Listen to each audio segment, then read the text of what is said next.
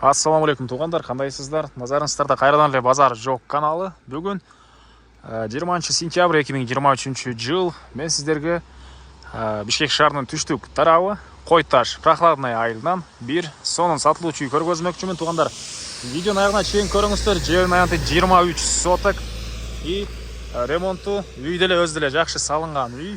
Азыр үйгө жетип сиздерге калган маалыматты берем. Сиздер бул жака келүү үчүн Южный магистраль 7-апрель көчөсүнөн түштүктү карай келе бересиздер.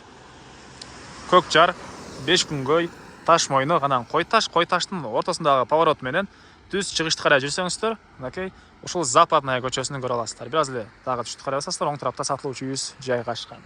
И бул жерден түз Бишкек шаарынын көздөй жүргөн маршрутка бар экен. Эми барып калган маалыматты үйгө жетип сиздерге бир чекеден берейин. Макей туугандар, келүү жолун түшүндүргөнчү бүгүнкү чыгыштагы сатылуучу үйгө да жетип келип калдым. Бул үйүбүздүн көчө тараптан көрүнүшү Дарек Западная көчөсүндө жайгашкан туугандар. Эң эле түштүк чек араны бул Кошунан дарбазасына чейин, түндүк чек арасы бул жашыл забор бүткөн жерге чейин болуп калат. Жолдор кенен, электр энергиясы бар, прожекторлор орнотулган. Андан ары дагы эмне маалымат туугандар. Мектеп бул жерде жакын жерде бар экен, чоң асфальт көчө мынакей бул жерден көрүнө эле турат. Так, анан бир аз жүрсөңүздөр бул жагы тоо бар. Негизинен видеонун башында айткандай абасы таза, тоого жакын, жайы салкын, жакшы жерлердин бири мынакей туугандар. Так, эми кирип калган маалыматтарды бир чекеден сиздерге берейин. Көчө тараптан мынакей мондай электрический пульт менен ачылып чалган дарбазасы орнотулган. Күзөтүү камералары бар экен. Андан ары мынакей бул короосу. Алды көрүп тургансыздардай мондай чоң навес, ылдый тарабы брусчатка менен жасалган. Бул жактары зеленый зона, дыалар, фонтан. Жана бул жакта 120 квадрат метр болгон үйүбүз, 2 этаж, 3-чү этажы мондай террасасы менен. Азыр аларды видеонун жүрүшүндө бир чекеден көргөзөм туугандар. Мынакей бул короосу. Мынакей бул жакта мындай түрлүү бактар. Так, фонтан жана могу жердин баары автоматически туугандар суугарылат. Автополив бар экен.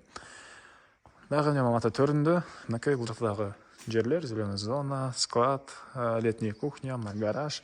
Жалпысынан жердин аянты 23 соток. Кызыл китебинде 15 соток экен, фактически 23 соток туугандар. Кайсы жактан маалыматын берип баштасак, биринчи жолу силерге үйдүн ички тарабын көргөзөйүн, андан соң короосуна чыгып калган маалыматтарды бир чекеден берем. Окей. Так, үй 120 квадрат метр, 2 этаж, 3 этажы терраса, стенасы кирпич туугандар, жана мондай чоң панорамный типтеги терезелер орнотулган, бийик туугандар. Анан бул тараптан да кирип чыксаңыздар болот, ал жактан дагы бир кирип чыкканга эшиги бар экен. Андан ары. Так. Мынакей бул үйүбүздүн кире бериши, прихожкасы.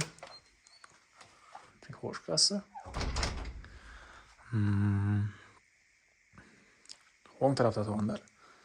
Окей, мондай бир бөлмө. Холл дейсизби? Күзөтүү камеранын мондай монитору бул жакта орнотулган. Түштүк тараптан мондай чоң терезелер, полдору ламинат жана отопление теплый пол экен туугандар. Отопление теплый пол.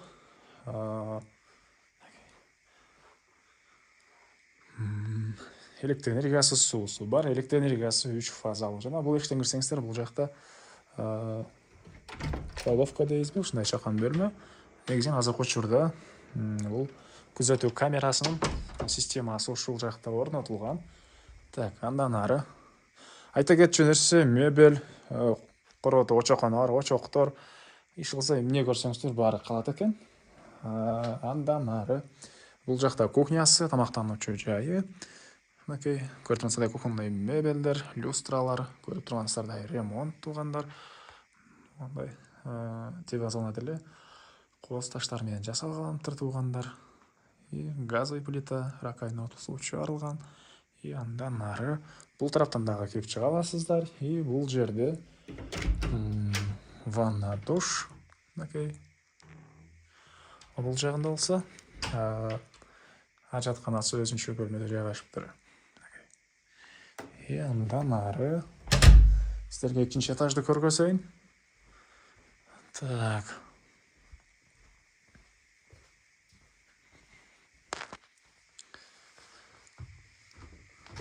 Бұл екінші рет өткен тепкіштеріміз.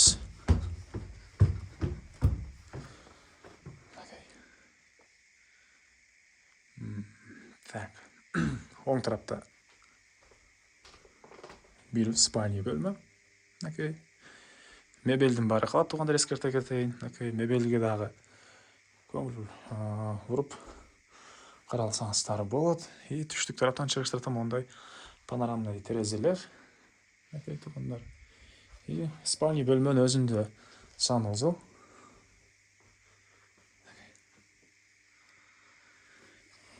Андан ары бұл жағында дағы бір спальня бөлме. Бұл спальня бөлменде өзінше ондай санузел бар екен. Мына көріп тұрғансыздардағы мебелдер, көріп тұрғансыздардағы ремонт, жақсы ремонт қылыпты мына туғандар.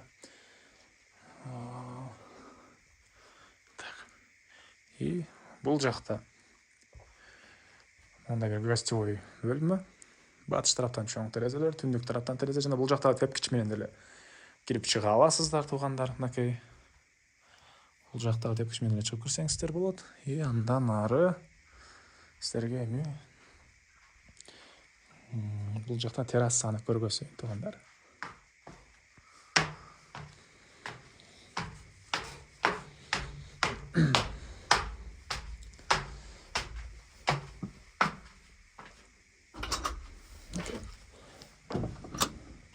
Бұл терраса.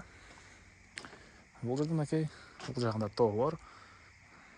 Табиат кенен көрінеді. Бұл болса Қойташ прохладный айылы.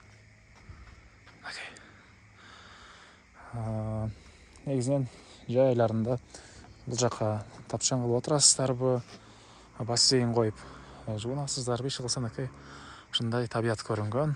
Ауасы да соның жерден бері. Құрғысыілем бұл жерден кенен көрінеді. Алма бақтар, ал жаңа зеленый зона, складтары, гараж, навестері бары көрінеді. Әмі, құрғысына түшіп қалған маалыматты бір чекеден берейін. Мен Қали Сатушидің құрғысындан туғандар. Әмі, андан ары сіздерге бұл жақтағы маалыматтарды бір чекеден берейін. Так, бұл жақтан гараж. Гараждың әлем стенасы чемпионы екен. И чоң хаммер болады бұ, спринтер болады бұ, генен бадат екен туғандар. Чоңырақ машиналерді. И андан ары бұл жағынан үйіздің батыш тарауынан көрініші. Бұл жақта тек чарқылы білесіздер, екінші тарапқа шығып түше аласыздар. Навес ылдый тарағына негізінен тапчан қойып, бұл очоққанағының жанында ошол чай ішкен жай оқшайды туғандар. Тапчан қойып, қысқасы шындай навес, қалаған мақсатта іштесеңіздер өзіңіздер. Қалаған іштесеңіздер болады. И очоққанасы қазандармен қалат екен туғандар. 3 ошоқтан тұрады. Инструмент сақтаған, жана башка мындай контейнер қойылған, ушундай склад үчүн. И бул жерде летний кухня, жана бул жер боз үйдүн жайы экен. Бул жактар бар, мына көрүп тургансыздардай брусчатка орнотулган. И тротуарлар деле брусчатка менен болуп тургандар. Алма бактары мөмөгө кирген. И бул жагы зеленый зона. Көрүп турасыздар. Так, дагы эмне маалыматы? Азыр калган маалыматтарды бир чекеден берем тугандар. Бул жерде мынакей летний кухнясы. Бұл ички тарабы.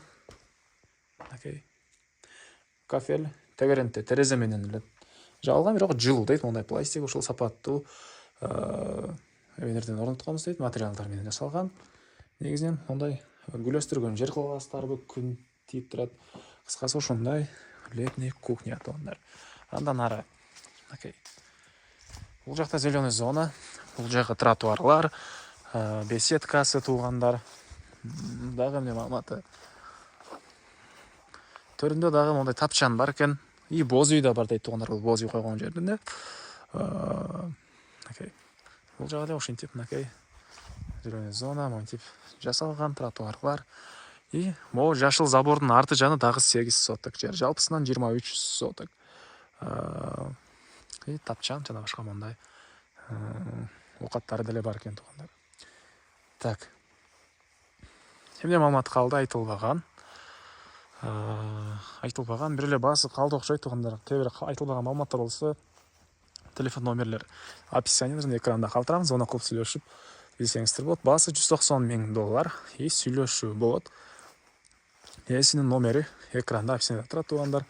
Оны кылып сүйлөшүп көрүңүздөр, сүйлөшүүлөр болот. анан достор менен группалар менен бул видеону сиздер бөлүшсөңүздөр мага бул ийесине чоң жардам берген болосуздар. Анда эмесе мен сиздер менен коштошом. Кийинки чыгарышка чейин туугандар саламатта калыңыздар.